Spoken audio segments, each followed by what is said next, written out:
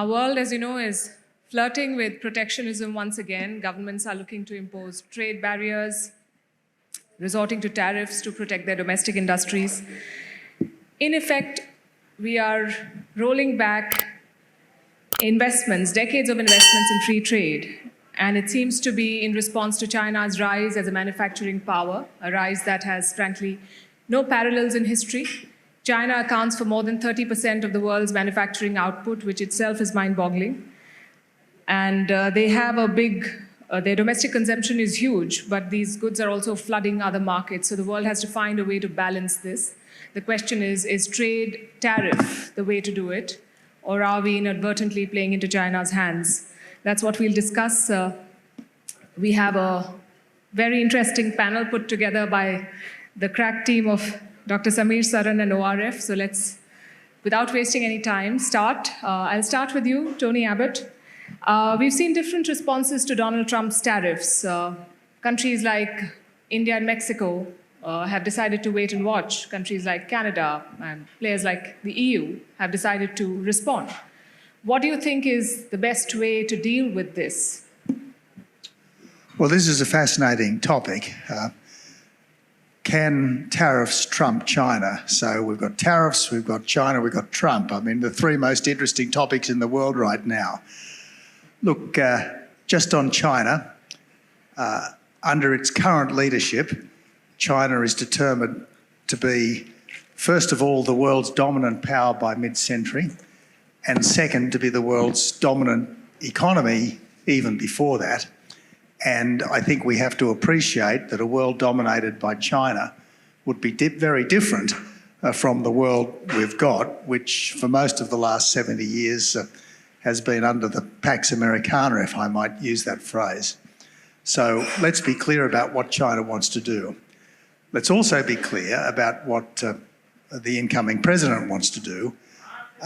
He wants to re-industrialise his country because he thinks that free trade, which China has never practiced, it's used secret subsidies, it's used technological theft, it's used market manipulation, it's used bribery in many parts of the world.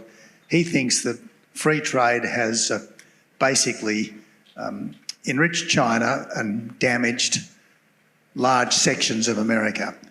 So he wants to use tariffs to re-industrialise his country, which I think is a perfectly reasonable objective.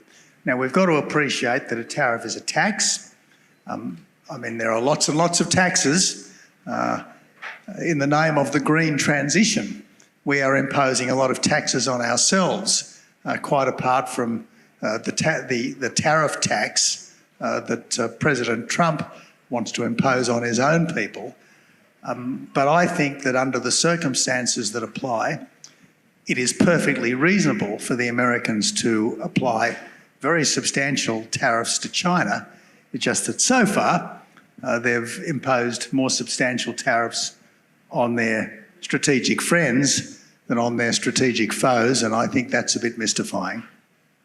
It is indeed, but you've not responded on what is the best way to deal with this? Well, I think we have to, I think the democracies, all of the countries that value the rule of law, value human rights, value conceptions of freedom, need to appreciate that communist China is a predator, and we need to cut China out of our critical supply chains, and we need to drastically reduce our economic vulnerability. And tariffs are not the only way of doing that, but they are a very significant way because they will obviously change the price differentials domestically, which China has taken advantage of very substantially over the last 20 years since being admitted by Bill Clinton into the WTO. Takehiko Matsu, Warren Buffett, the famous American investor, said that these tariffs are like a declaration of war on America's allies. Japan has been an ally for 80 years, as an ally that has stood by the US, and as an ally that now faces the prospect of similar tariffs. Do you agree with this assessment? Do you see this as a declaration of war? Thank you very much. First of all, I do not think that it's a declaration of war. So firstly, I think that we should not forget that it's a U.S. leadership which enable the world to have this multilateral free trade system. Just remember that in a Cold War period, U.S. opened their market and together with Western countries established GATT and invited other countries to join this trading system and realize economic growth. And even after Cold War period ended, then Russia and then China was accepted to join this trading system and not GATT, but at that time it's WTO. But as such, we firstly recognize that it's a U.S. leadership. And on the other hand, these days we are now facing an increasing geopolitical tension.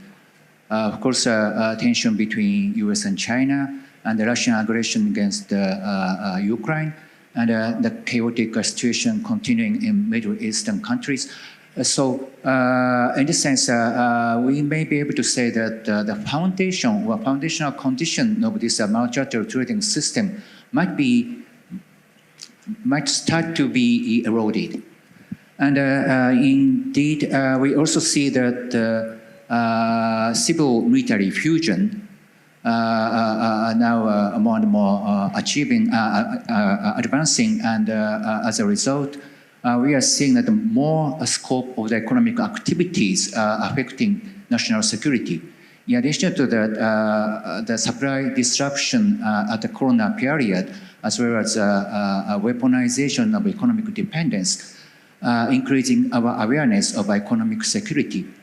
So we need to address these new challenges of expanding national security threat and economic security needs.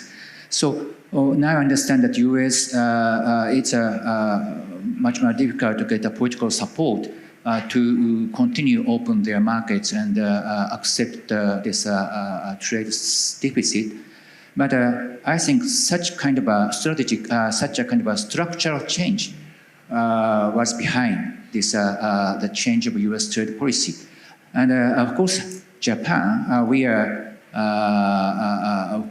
do not support this additional tariff, and we are now requesting U.S. government not to impose additional tariff to Japan. But at the same time, I think such kind of a structural change of international trade should be well considered and addressed. Thank you.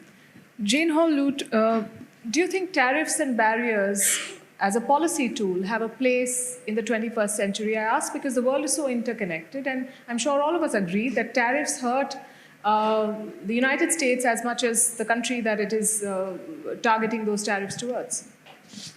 Thanks. I spent the first half of my adult life in the military, and I've spent a fair amount of time on publicly traded companies, the largest in their industries globally, all multinational companies. What I would say, the equivalent when you come from military or a security background, as I do, is the use of force. And what you learn, and what we have learned over the course of our lifetime, is that force can't do all that needs doing. We've lived through four, I think, very distinct strategic eras over the past decades. The decades after World War II, the big question was, how do we prevent World War III? The big question in the 70s and late 60s and 70s was, how do we prevent nuclear annihilation? Because unless we get a handle on these things, we're going to blow ourselves to smithereens. After the Cold War, when the Berlin Wall fell, the big question was, the US is that much more powerful than anyone else. What will it do with this power? And the question more recently is, how committed is the United States to liberal democratic values? Well, we're very committed to liberal democratic values, but we're also very committed to fairness. And when you look at the economic playing field, in the aftermath of World War II, the US was all about trying to create capable partners. The Marshall Plan, which was fundamentally an economic plan, had three real core elements. One, stable financial markets. Two, increased production. Three, open trade. And that worked really pretty well for the world, including the United States. But what we've learned over the course of time, as the Prime Minister mentioned, is that not everybody's playing fairly, and they're unfairly advantaging. So now, with President Trump's declaratory and actual imposition of tariffs, people are crying foul. Well, hang on a second. A lot of Americans are saying, how would you describe what was going on for the past number of decades when you were taking advantage, subsidies, hidden or otherwise, intellectual property theft, et cetera, So on the one hand, are tariffs a tool in the toolbox? Absolutely. Can they do all that needs doing? Absolutely not. It's interesting that you portray the American side as the victim, and we can have a discussion on what the Marshall Plan was all about, but that's, I think, a discussion for another day. Let me get in Carla Sands into the conversation as someone who's worked with President Trump, as someone who's advised him on economic issues. Help us understand the thought process here, because most economists and most countries agree that this is a double-edged sword, that it will affect the Americans as much as anyone else. Yet the American president seems confident that it is the other countries and other people who will pay for it and not the Americans. Well, thanks for the question. President Trump loves the people of America. And over the last 30, 40 years, the middle class in America has really been hollowed out. Where when I was a kid, one wage earner could support a family, buy a house, have a car, put the kids through school. Today, it's not so. The buying power of those middle-class families has plummeted. And today it might be two people and they're in an apartment and both the man and the woman are working in a fulfillment center, like an Amazon-type fulfillment center, but probably not as nice as Amazon, just struggling to make ends meet, not getting ahead. And the promise in America was that your kids could be expected to do better than you did. And that social contract has fallen apart. And President Trump saw the pain of the great middle class, and that's the majority of Americans, and said, I can fix this. And he understands that America hasn't been treated well, and it's our own fault, but we haven't been treated well in trade. Most of our trading partners take advantage of us. Just one example, when the US sells cars into the EU, they charge us 10% tariff. When we import European cars, it's a 2.5% tariff. But it goes much higher. In Canada, there's over 100% tariffs on some of our dairy and meat. And other countries also charge us very high tariffs, much higher than ours. He's looking for reciprocity, and that's why he's saying, if you tariff us 25%, we're going to tariff you 25%, hoping that the tariffs come down, and understanding that we need to onshore some of the production that really the US government and state governments encouraged company owners to send abroad, often to Asia, recently to China, and those company owners forgot to take care of the place and the people that made them successful. And so they broke that social contract as well. And so President Trump is looking to have reciprocity, fair and reciprocal trade on a level playing field. And that hasn't been the case since I've been alive. So that's what we're looking for, and he's going to get that done. And what it's going to do is help us bring our manufacturing jobs back to the US. And you can see just Japan has committed their prime minister to $1 trillion of investment in the US. President Trump's brought over $2 trillion now investment into the United States, and he's just getting started. So this will be the trend during his presidency, and if we're successful and have another conservative president after him, that will accelerate and be something where we're taking care of the American people and fixing our broken infrastructure. Because I don't know if you've been in the US lately or not, but in many cases, third world countries have some better infrastructure in some cases than we do, and that's not acceptable for the United States. And it is about countering China as well, as some of my friends up here said. the current administration does not seem to be making a lot of, it does not seem to be differentiating between China and allies and adversaries. Well, Europe has a very high tariffs on our goods and non-tariff barriers. Our friends don't treat us so well either. Okay. Alicia Garcia Herrero, what do you make of these comments so far? Do you think that we are genuinely entering an era of protectionism and the age of global free trade is over? Yeah, so thanks for the invitation. Very glad to be here. Let me start by saying that I wish other countries would have the problems the US says it has. There's much bigger problems out there. And not only that, many are self-inflicted. So on that note, let me develop that idea for what it's worth.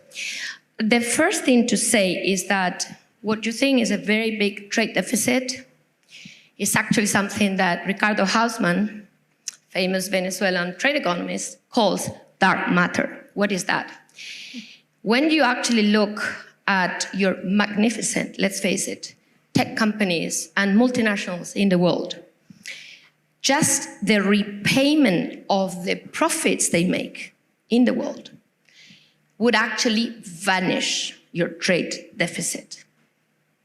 Okay, so you actually don't have, if you measure it properly, a trade deficit. That's number one. Number two, and I get it, we all want to reindustrialize. It's not only the US. Even India. Manufacturing to GDP is falling in India, and they actually need a lot of jobs here too. So we're all chasing these jobs. I get it, and it's it's obviously any president's duty to find them. But the question is, how do you want to find them? There's two ways to find jobs out there. One is carrots, and the other one is sticks. I would classify tariffs on the stick side. Other ways to do that is to actually entice investment. And let me tell you, the US is the largest recipient of foreign investment in the world with Europe. But recently, since IRA, Inflation Reduction Act, it is the US by far. So you were already getting this investment. Now, you can, of course, twist arms to get more. But in a way, you were already getting this investment. The question is, maybe it wasn't creating the right jobs. Maybe it wasn't filtering into the society. But that has different solutions because the money was getting into the US, let alone since 2022. Big money. Only Taiwan, I spent a lot of time in Taipei. Taiwan spent, 60 billion in the US in the last 2 years? 60 billion? Now you're getting 100 billion from TSMC. Great. But the more that is forced, the less effective it will be. So I would like the US to realize that, gosh, you're such a strong economy already. You don't need to do this. Because you actually are engulfed in what will in history become the next industrial, of course, we call it elsewhere, revolution. And you're leading it. So for me, it's actually a pity. Let me tell you, a pity that the US resorts to something as belittling as tariffs. And why? Because tariffs don't work. I'm sorry, I'm an economist. That's all I can say. Why do they don't work? Because first, you're about to tariff the whole world, let me tell you, close to that. The minute you tariff everybody, there's nowhere else to go. If you only tariff China, this is what happened Trump 1.0, you will get it through Vietnam. So in a way, either or, there's a way out. If you want to reindustrialize, you need to be productive. And you actually are becoming more productive. This is what I'm saying. It's such a pity because you were getting there. Total factor productivity increase has ballooned because of the AI revolution. So I'm like, what a pity, what a timing to get into this. I will stop here. Fantastic. Very. And I'll just respond that I must say, and I appreciate your comments, but the idea of having conflict and not being prepared with a strong industrial base where we make our own aluminum and our own steel is impossible. So we have to onshore these in order to be the global superpower that everyone expects us to be, and we certainly intend to be. So we have to have that strong manufacturing base, which has really gone away. And that's what President Trump is doing as quickly as he can. And it is a whole of government approach. And I'm very, very excited and positive about this. Tony Abbott, let me bring you in here. It's not just tariffs. We've seen other sort of barriers and curbs. For instance, in technology, the US has limited the sale of chips and semiconductors to both allies and adversaries. The big target seems to be China. And they tried to make sure that China does not have access to their cutting-edge technology. And yet China went ahead and first did what they did with Huawei and then with DeepSeek. So either the barriers are not working or the barriers have been inadequate. And what is the lesson there for the Americans and the rest of the world? Well, I mean, I'm not an unmitigated admirer of the current president, although I think I understand what he's trying to do. And he was the first serious person in the United States to appreciate the China challenge. And interestingly, the one thing that there appears to be bipartisan agreement on in Washington these days is the need for America to respond suitably and strongly to the China challenge. And look, tariffs are a blunt instrument. The costs of tariffs are paid by American consumers. Tariffs will raise prices in America, but they will also change the patterns of consumption so that more consumer goods and more intermediate goods are produced in America as opposed to in China. So, and look, there is a race on. There is a technological race on. In things like AI and supercomputing and quantum physics, all these things. And for too long, we in the democratic countries have been too complacent about all of this. We have assumed that the leadership of every other country is as concerned with normal everyday things like better schools, better hospitals, more roads, higher wages. We've made these assumptions about the leadership of other countries, and that's not true of them. I mean, Xi Jinping is burning to take Taiwan as quickly as he can by force if necessary. Putin is burning to dominate Europe and recreate the Russia of Peter the Great. The Ayatollahs are desperate to create a new caliphate. But is the American response to all of them working? Well, inevitably, it's going to be a mixed bag, and the challenge at the moment is for America to do what it thinks is necessary to appropriately reindustrialise without, in the process, breaking the bonds of trust which over many decades have been built up between America and its allies. And this is where I think that suddenly whacking a 25% tariff on Canada, of all countries, does look a bit rough, particularly given that it was indeed President Trump in his first incarnation who renegotiated the North American Free Trade Deal, and at the time said that the renegotiated deal is the best trade deal ever. So I would counsel to have free trade with your friends, but by all means, have very high tariffs with your foes. Well, I think everyone's being so diplomatic. In one of the previous conversations, someone said that this is a pandemic-like moment for us when we decoupled and de-risked from China and then stopped short of saying that we're doing the same with the United States. But that seems to be the sentiment, that the world is exploring alternatives. Let me take this to Takehiko Matsuo. Some analysts believe that this tariff war could push other countries to work together and decouple, quote unquote, from the United States. For Japan, there is a heavy reliance on Chinese imports. And a report in 2024 said that almost 2/3 of your crucial imports come from China. Now, faced with this US pressure, do you think that you will start engaging with the Chinese more, or will you keep sticking to the policy of de-risking? Thank you very much. First of all, as you know, China is a neighboring country of ours, And China is one of the biggest trade partner for us as well. And we hope that our economic tie with China will be well kept or maintained. On the other hand, also we need to recognize the increasing kind of needs to ensure economic security, especially in my view, the kind of key elements of this economic security is refraining from over-dependence on one single supplier. And then in this context, we need to diversify our suppliers and again, so somehow refraining from over-dependence.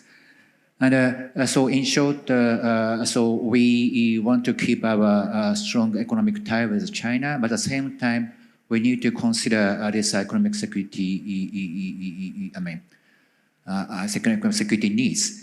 And so we do not want to decouple with Chinese economy, but whether this is a de-risking or not.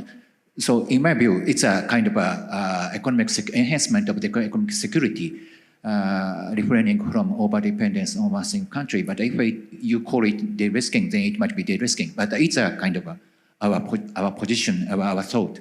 Thank you. Carla Sands, the first Trump administration also triggered a trade war with China, and that shaved billions from the global economy, and the likes of Bloomberg and economists declared it a failure. What makes you so confident that this time it'll be different? Well, I think it's actually China's at a trade war with us, not us with China. So, China's decoupling. China has their 100-year marathon that ends in 2049. And China wrote their paper, Made in China 2025. Well, here we are in 2025, and they've pretty much fulfilled most of their goals of the technology, the high-level manufacturing, the internal consumption, and then the export to the rest of the world. But I look at what China's threatened against the West and the US specifically, like the pharmaceutical precursors that they provide to most of the world, like although India is doing some of those, like the rare earth minerals that they mostly control around the world, which we all need for our cell phones and our defense equipment. And then I look at the energy policy of most of our allies, but especially Europe, rich countries in the EU, how they're in the net zero, I would call it a religion of climate change that is an anti-human deindustrialization agenda. And I hope that Europe will wake up and understand that the green energy that they're promoting actually enriches China and hands them the control of their economy and the home heating and all the uses that they need energy for, transportation, and that they will embrace the basic bedrock of energy, which is oil and gas, which is coal, clean coal, nuclear, and not be afraid of nuclear, which is completely green. And I hope that Europe will pivot and work with Trump to increase their economies and get reliable, cheap energy available to all of their citizens and their industrial base so that the deindustrialization happening among the engine of Europe will end and we will share a better future together. That's what I hope that you will work with Trump. Alicia. Thanks for the invitation as a European, but shale gas is not very cheap, so certainly not from the US. But let me go back to what Trump really wants. I'm sure you know better than me, but if I hear correctly, Trump wants reindustrialization. And that's fine. But the question I have is, can the US reshore everything it needs?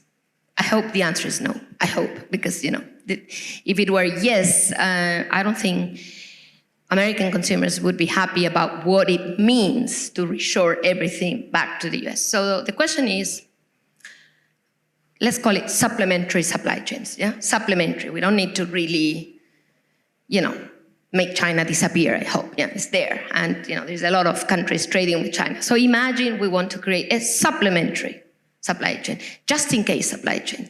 Just in case something happens and we can't trade with China. Just in case China retaliates. Just in case we create a supplementary supply chain. China does retaliate. There's no just in case about this. Okay. I've been here with you. China boycotted $20 billion worth of Australian exports despite a free trade deal that I negotiated with China because it wanted to punish us for the temerity of calling for a full, transparent international investigation into the Wuhan virus. So they did the same thing to Norway. China tried to corner the rare earths market, and then Japan, to its great credit, helped to keep the one Australian competitor to China in rare earths. Japan helped to keep that going a decade ago after China had banned Japan from getting any rare earths. Tony, so I've been here, same panel with you 2 years ago, and I was making those arguments. So you don't need to convince me. I agree, but that's actually not the point now. The point is that we need a supplementary supply chain, that we're heavily dependent on China, and that the way to do it is not to fight each other as we are doing now. This is the point. We're not fighting with anybody. Let me let me get in Jane Hall-Lute here. I'm no fan of China, but let me ask you this. Would it be fair to say that we are witnessing Western opportunism in its truest form? As long as free trade worked for all of you, you said free trade, globalization. Now that Asian countries, now that the global South is catching up, you say this is not fair, there are too many tariffs and so on. Is this what it's all about? Okay, and I thought I was just going to alienate everybody on this panel, but I may alienate everyone in this room. A, there's no such thing as clean coal. B, I'm still reacting. I guess I'm trying to process Elisa's comment that, the rest of the world, wishes it had USA's problems. The United States wishes the rest of the world would share its burdens that it's been carrying for the past decades. And so the point is, I think, is this just us awakening to the fact that people are catching up, that global economies, powerful economies, important economies, vital economies like the economy of India are making the kind of progress that they had? Do you think we resent that? That was the whole point. It was the whole point. The United States wants capable partners around the world, not client states, okay, not dependencies. We want capable partners. And that includes partners in the global South. And so, no, I don't just think this is all about, keeping people down. This is really about lifting people up. Look, what the United States has an interest in 4 things at this moment in its history. It has an interest in a safe and secure homeland. We all do, wherever we live. It has an interest in a dynamic economic engine that can generate new wealth. That's a high bar. By the way, we are doing better than anybody else. We're doing pretty well, but we know we could be doing so much better, and there are parts of our economy that are not. The third thing we need are strong friends and allies who are willing to be capable partners to the United States. And the fourth thing we need is predictable relations with others. Who is an ally of the U.S. today? But it's a technical term. There are a lot, and there are many in this room. And so you may not like what the United States is doing right now. Does that mean you're not our allies? That's not a question for us. No. If the US is going to be imposing tariffs on everyone, if you're going to question what NATO is doing and whether NATO should be paying its bills, there are conversations that leaders have in closed rooms, and then there are conversations which also sound like threats. So I want to understand, who is a US ally in this day and age? So, I think I answered the question, and if you're asking about NATO, it was my husband who was the ambassador to NATO, so you've got the wrong Lute. Okay, let me ask you this, Tony Abbott. Where does this leave multilateral organizations like, for instance, the World Trade Organization? What does the WTO do now? Now that countries are imposing tariffs, and then some other countries are going to the WTO complaining about those tariffs. Do they have any relevance, or are they going to fade into oblivion? Well, there's no doubt that considered in isolation, free trade adds to wealth. But that's not all it does. It changes the pecking order, and it can cause a whole lot of difficult and painful adjustments for different sections of different countries. And this is where I think we've got to appreciate that maximising wealth is not the only objective. It's a very important objective, but it's not the only objective. And while personally I don't particularly like it when the American president talks about turning Canada into the 51st state and taking back Greenland, I can see what he's trying to do here. He is trying to let the rest of the world know that America has been paying a high price and a heavy burden to be the world's policeman, and it wants other countries to step up. And frankly, other countries should step up. I mean, India, for instance, should be a leader of the free world. It really should be. I mean, the great thing about India is that for 7 decades, often under enormous difficulties, India has preserved the rule of law and democracy, an absolutely admirable achievement. So why shouldn't India be, with the United States, a leader of the free world, as opposed to getting in with bad company at BRICS? I mean, why should India not step up and be a leading democracy as opposed to a junior partner to Russia and China? India is a leading democracy, and India is a member of the BRICS. Of course it is, but India could do so much more. For instance, I heard a suggestion at one of the sessions this morning that India might provide peacekeeping troops for Ukraine. That's fantastic, absolutely fantastic. If India is prepared to do more of that, well, I think that it would be making a wonderful contribution. It would be doing the sort of thing that America has been doing for 7 decades and hasn't received, I think, suitable recognition. India provides peacekeeping forces to a lot of countries that the Western press and the Western powers don't often talk about, and it is under the UN framework, as I'm sure you're aware, as against the Americans who, with their burden, end up entering Iraq and Afghanistan and elsewhere. But Iraq. Now, I mean, you're not going to defend the Taliban, surely. I mean, the Taliban was a monstrous regime, yes. An absolutely monstrous regime. They're back. They're worse than before. And look, it was to America's credit that the Taliban were gone, and frankly, it's a pity that President Biden cut and ran from Kabul and let the Taliban back. They're back with American weapons this time. But let me get in our Japanese friend here, Takehiko Matsu. What is the way out?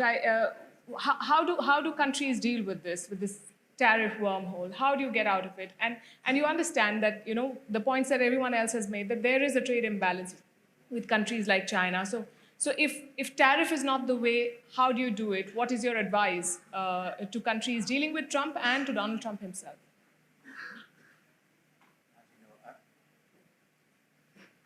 As you know, Director, I do not want to emphasize this point, but we also have a trade surplus against US. Keep that a secret.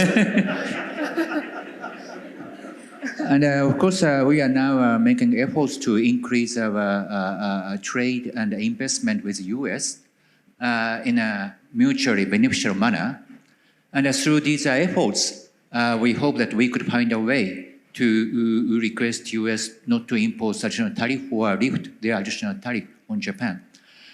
This is a kind of a bilateral efforts, but at the same time, we need to make some efforts in international kind of a field. And so as I mentioned before, now we are seeing 2 big challenges for multilateral trading system. One is civil-military fusion, and the other one is this economic security. And whether for these challenges, WTO could be well functioning, unfortunately, we cannot expect so much at this stage. And we probably need some complementary framework to help WTO or continue working. And what is a possible complementary framework? For example, in my view, in any case, we need to address this economic security issue. And as I mentioned before, key of this economic security should be refraining from over-dependence on one single supplier. In other words, building a reliable, resilient supply chain with like-minded partners as much as possible. And I think this is a kind of a opportunity for us to find some way to cooperate with the US and other like-minded countries. And I do hope that such framework could be well considered. Maybe we need to request, we need to make a commitment for stable supply for critical materials. We may also need to commit the kind of a mutual assistance in the case of emergency or supply disruption. And we may need to allow minimal government's intervention to refrain from over-dependence. Such kind of agreement or kind of a soft law might be considerable. It's my thought, and I personally think this is only the way out of such tariff wormhole. Thank you. Right. We have less than 10 minutes left. Let's open this to questions.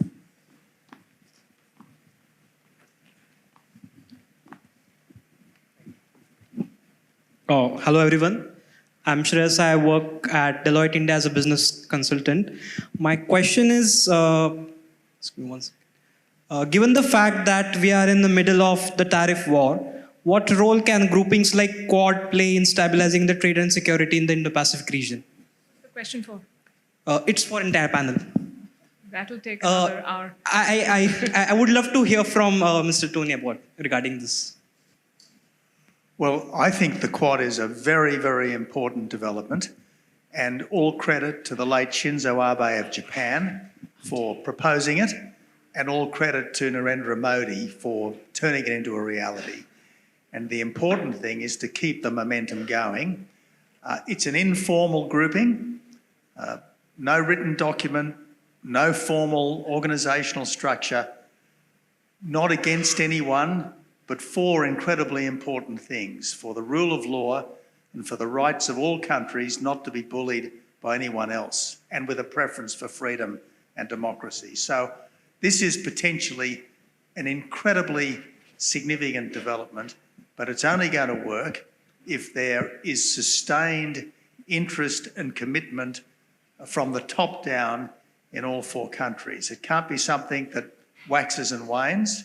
It's got to be something which is kept alive by a complete commitment from all four of them. And in the end, I suppose the great thing about the Quad is that it's not an American-led body. It will work and work well if America and indeed Japan and Australia respect the leadership role that India has to have in making the Quad everything that it should be. Yeah, may I? Hi, my name is Shreyash and I'm a columnist. Yeah, I'm here. Sorry. Thank you for the interesting discussion. This was one of the best sessions I've attended today. My question is to Tony, actually. You want your allies, one of the sentiments from the panel was that you want your allies to be independent, strong, self-reliant, right? However, when your allies want to be independent and strong, you call arrangements like BRICS bad company.